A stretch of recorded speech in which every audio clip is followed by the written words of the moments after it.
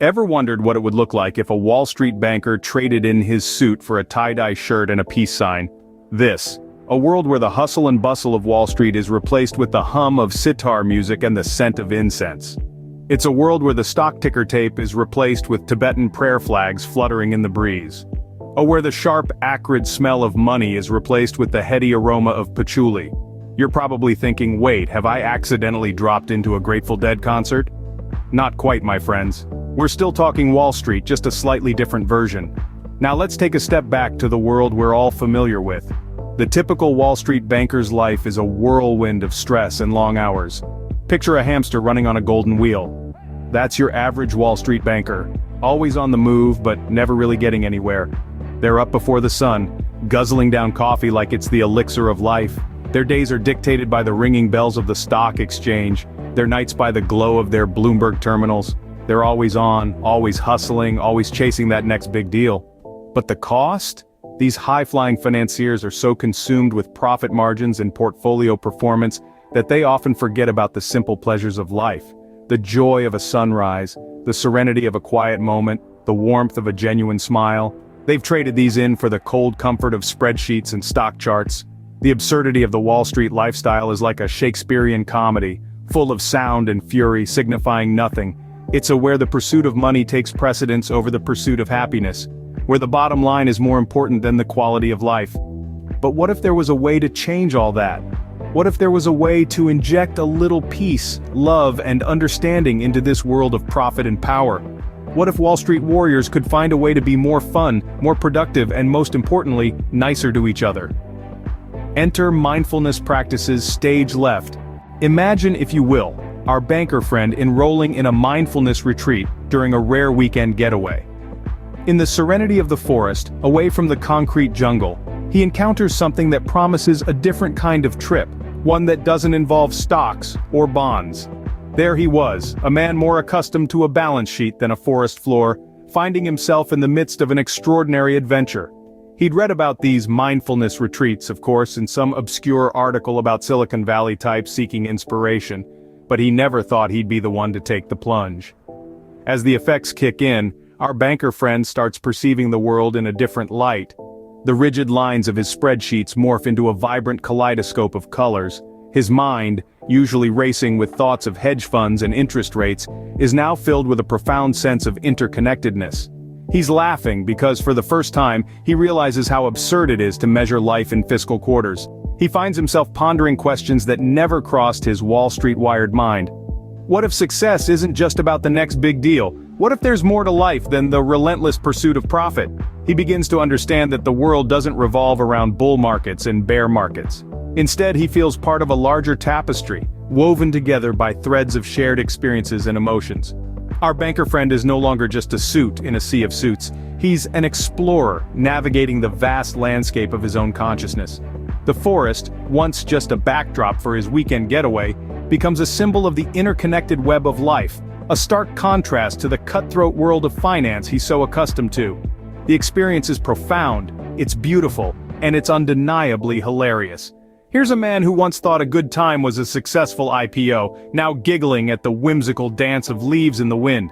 The retreat, our banker friend returns to Wall Street, but he's not quite the same. Armed with a new perspective, he's ready to bring a touch of humanity back to the world of high finance. Now imagine a Wall Street where tie-dye is the new pinstripe. Picture this. Our banker, let's call him Bob, emerges from his mindfulness journey a changed man. The hustle and bustle of the trading floor no longer intimidate him. Instead, he sees it as a symphony of human endeavor, a grand ballet of buy and sell orders. Starts to incorporate elements of peace and love into his daily routine. Instead of wolfing down a sandwich at his desk, he now takes lunch breaks in the park, meditating under a tree. His colleagues are initially puzzled, but then they start to notice the difference. Bob is happier, more focused, more productive. He's not just a better banker, he's a better person. Transformation doesn't stop there. He starts to bring his new mindset to work. Instead of the usual cutthroat sales meetings, Bob suggests team-building exercises. He's talking about trust falls in the boardroom, drum circles in the break room, and yes, even team-building trips to Woodstock. He's not just talking about peace and love, he's living it. The corporate ladder, once a brutal climb, becomes a joyful dance. Bob's not just making money, he's making friends. He's not just closing deals, he's opening hearts. And the funny thing is, his profit margins are better than ever. It turns out that peace, love, and understanding are good for business. Of course, not everyone is on board with Bob's new approach. There are skeptics, cynics, those who scoff at Bob's tie-dye shirt and his peace sign lapel pin, but Bob doesn't mind. He knows that change is hard, that it takes time. He's patient, he's kind. He's living proof that Wall Street doesn't have to be a battlefield. It can be a garden, a place where peace, love, and profit margins can all flourish together. But could this mindfulness perspective really change Wall Street? What if our banker wasn't the only one trading in his power suit for peace signs? Imagine a Wall Street where the trading floor is more like a yoga studio. The air, once filled with the sharp aroma of stress sweat, is now infused with the soothing scent of incense. The frantic pace of the stock ticker is replaced by the rhythmic ebb and flow of collective deep breathing. Instead of sharp suits, the brokers don tie-dye shirts and peace symbol pendants. The boardroom, once a battleground for hostile takeovers, is now a sanctuary for group meditation sessions. The only mergers happening here are those of the mind, body, and spirit. And the stock exchange? Well, it's less about the exchange of stocks now, and more about the exchange of ideas. Ideas about personal growth, enlightenment, and the pursuit of inner peace. The Dow Jones isn't the only thing rising here. So is the collective consciousness. In this new world, the phrase "money talks" takes a back seat. It's the wisdom of the universe that holds sway. Bankers aren't just interested in the bottom line anymore, they're more concerned with aligning their chakras and achieving a state zen. Hedge fund managers no longer hedge their bets on volatile markets. Instead, they invest their time in mindfulness practices and journeys of self-discovery. They've traded in their Bloomberg terminals for Tibetan singing bowls. The once ruthless corporate sharks have evolved into peaceful spiritual dolphins, navigating the vast ocean of cosmic consciousness. They've realized that the real capital isn't in their bank accounts but within themselves. The Wall Street bull, it's still there. But instead of symbolizing a bullish market, it now stands as an emblem of inner strength and resilience. It's not about conquering the market anymore, but about conquering one's ego. This mindfulness revolution Wall Street isn't just a place for making money, it's a place for making peace.